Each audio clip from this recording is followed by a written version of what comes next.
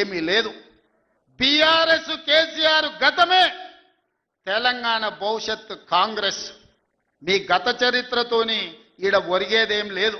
వెనకటికెవడో అన్నాడంట, మా తాతలు నేతులు దాగినరు, మీరు వచ్చి మా మూతులు నాకండి అని. అట్లా ఉన్నది.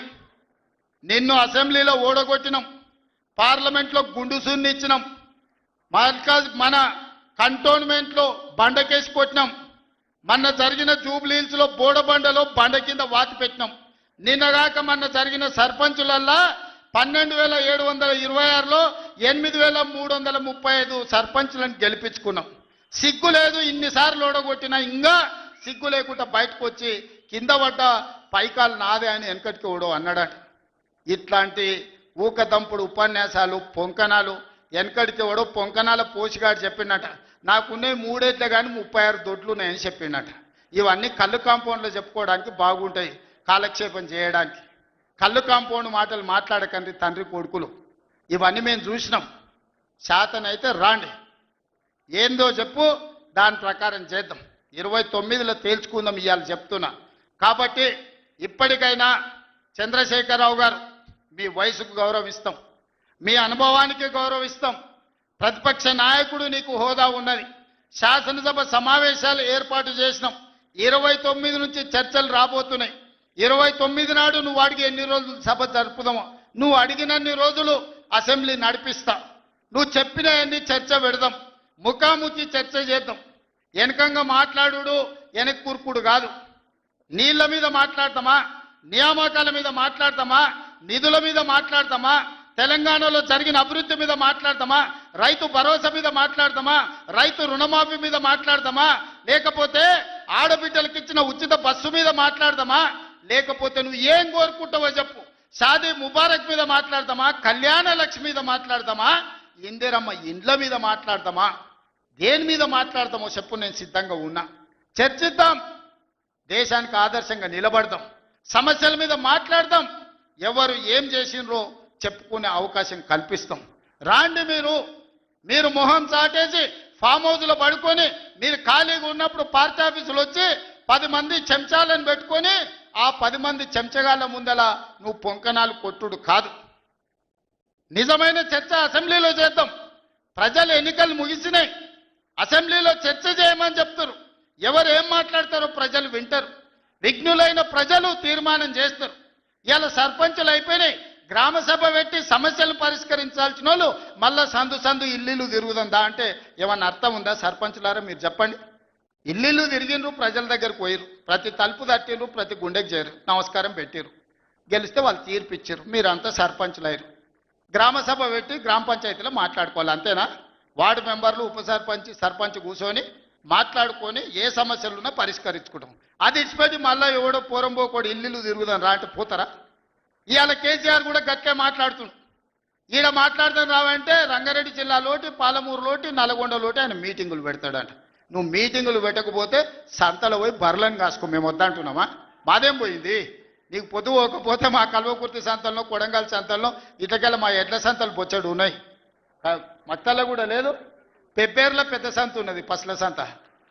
పోయి ఆడ పసల కాడ పోయి బర్రం కాసుకోపో, నేను వద్దంటున్నానా? నాదేం పోయింది?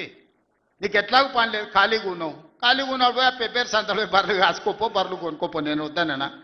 చర్చ చేయడానికి సభ ఉంది, అర్థవంతమైన చర్చలు చేద్దాం. తెలంగాణ ప్రజలకు వివరిద్దాం.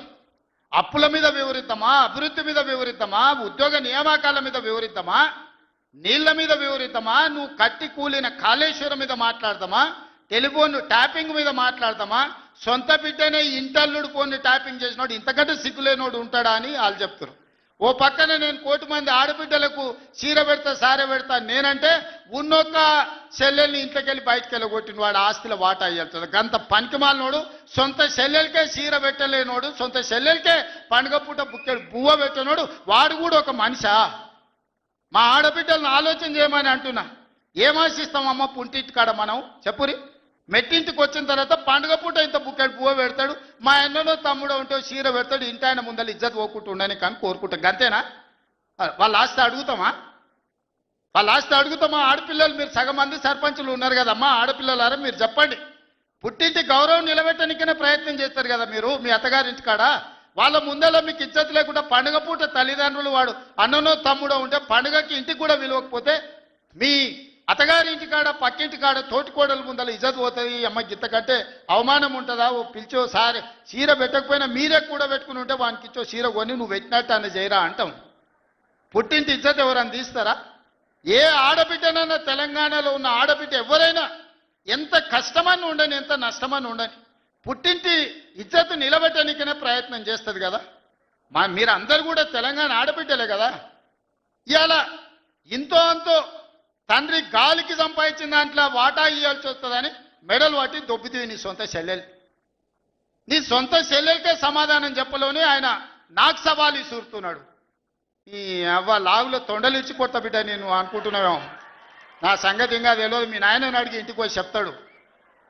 అమెరికాలో బాత్రూమ్లు అడిగినట్టు అనుకుంటున్నావు నాతో మాట్లాడు అంటే నేనేదో మంచుకుంటూనే పోని అవలో పోరోడు గాలికి తిరిగేటోడి గాలికి అంతో నాకెందుకని ఇవన్నీ వేషాలు. ఇంకా పక్కలో ఒక నలికుట్లోడు ఉంటాడు 6 అడుగులు ఉన్నా అనుకుంటాడు. అంత తలకాయ ఎక్కడుందో నాకు తెలియదు. కేసీఆర్ వచ్చి గర్జించిందంట. గర్జనకు నేను పోయి లోపల దాచుకున్నాంట. ఇక కేసీఆర్ గర్జనలు గర్జించినట్టు లేవురా నాయన. మన గాడిదలు ఏం చేస్తావా? ఒండ్ర పెడతాయా? ఏమంటారు గాడిదలను? గాడిదలు అరిస్తే ఏమంటారు నరసింహ? గట్లున్నది. మీ గాండ్రింపులకు మీ బెదిరింపులకు ఉడత ఊపులకు భయపడ్డాడు ఎవరు లేడు బిడ్డ. ఈడ దుక్కి దున్నిన చేతులు ఉన్నాయి. మీరేదో తోలు తీస్తా అంటే తీపించుకోనికే లేము. ఈ కండలు కరిగినాయి, మిగిలిందే తోలు. ఫస్ట్ నీ తోలు సంగతి చూసుకో. నీ తోలు సంగతి చూసుకో. ఊర్లో మాకు తెలుసు, ఊర్లల్లో నాటుకోళ్ళు ఉంటాయి కదా. కోని కాల్చినాక మనం మంచిగా కాల్చి తోలు తీసి పసుపు పెడతాం కదా. మంచిగా తోలు తీసి పసుపు పెడతారు బిడ్డ మా కొడంగల్ వాళ్ళు. నువ్వేదో తెలివితేటలు అనుకుంటున్నావు. ఈ తమాషా మాటలు, ఈ అతి తెలివితేటలు కట్టిపెట్టుకో. ఎన్ని ఎలక్షన్లు జరిగినా సిగ్గు లేకుండా అన్నిట్లలో డిపాజిట్లు పోతున్నా బండకేసి కొడుతున్నా బుద్ధి రాలే. ఇప్పటికైనా మారుండ్రి. నాకేం లేదు, మీరు అట్లుంటేనే మంచిది. ప్రజలు చీత్కరిస్తారు, చీదర కొడతారు, లాస్ట్ దేనికి వానికి రాకుండా పోతారు. కాకపోతే ప్రతిపక్షమే లేదు తెలంగాణలో.